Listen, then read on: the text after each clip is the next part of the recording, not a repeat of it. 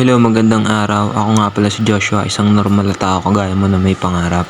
Pangarap kong yumaman para masuklian ko ang hirap at sakripisyo na ginawa ng mga magulang ko para mapalaki ako.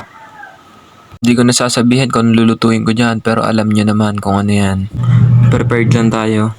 Sibuyas. Gayatin lang natin ang maliliit yan. Sunod natin luya para mabawasan ang lansa ng manok. Chop lang din natin ng maliliit yan.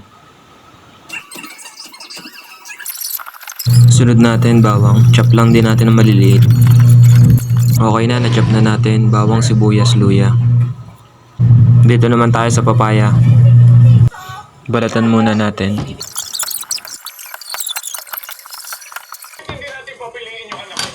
Gayatin na natin. Ako pag nagagayat ng ganto gusto kong gayat. Medyo malalaki. Okay na to.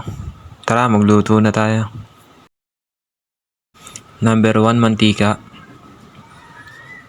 Paiinitin lang natin ang bahagya yan. Kapag naglalagay ako ng mantika, hindi ko dinadamihan.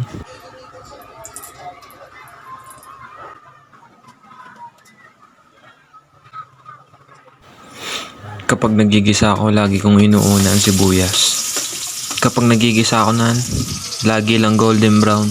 Nag-iiba lasa kapag ka nasunog yan eh. Wait lang natin. Feeling ko okay na yan. Ihahalo ko na yung luya.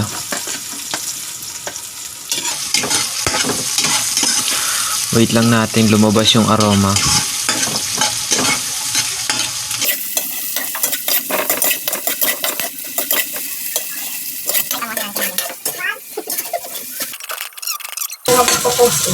Sige nga, sabi mo. Hi vlog! Hi vlog! Welcome to my vlog! What? Ulit.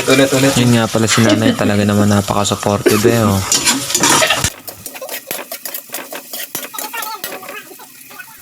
Halo na rin natin yung bawang. Hintayin lang natin mag golden brown lahat para mas lalong sumarap yung niluluto natin. Feeling ko pwede na yan.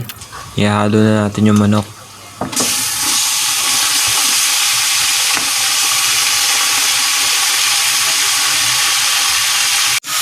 Haluin lang natin para medyo maluto yung manok.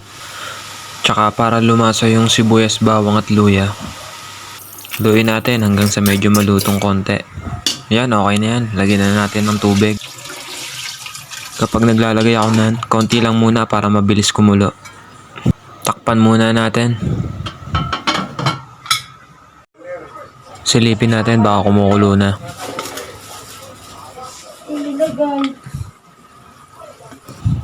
Yan, medyo kulo na. Haluin natin ng bahagya para mabalance yung lambot ng manok. Feeling ko pwede na natin ilagay yung papaya. Sige, ilagay na natin. Pakuloyin lang natin ang bahagya. Haluin lang natin para lumubog yung papaya sa sabaw. Sa papaya gusto ko hindi masyadong malambot. Yung katamtaman lang para pag kinagat mo crunchy. Sige, takpan na natin. Wait lang tayo mga ilang minuto. Silipin natin, baka kulo na. Pag medyo kumulo na, pwede na yan. Baka kasi ma-over sa kulo. Pangit din kasi sa papaya yung sobrang lambot. Kapag ganyan sobrang kulo na, pwede na natin dagdagan ng tubig yan. Para matimplahan na. Teka, kuha muna tayong tubig.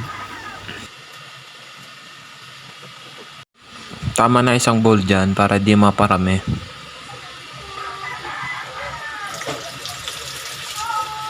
Hintayin lang natin ulit kumulo.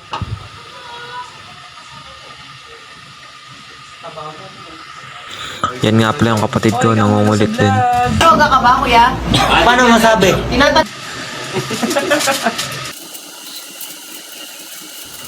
Lagay na natin yung magic sarap. Tsaka isang buong Knorr cubes. Chicken nga pala flavor nan para manot yung lasa.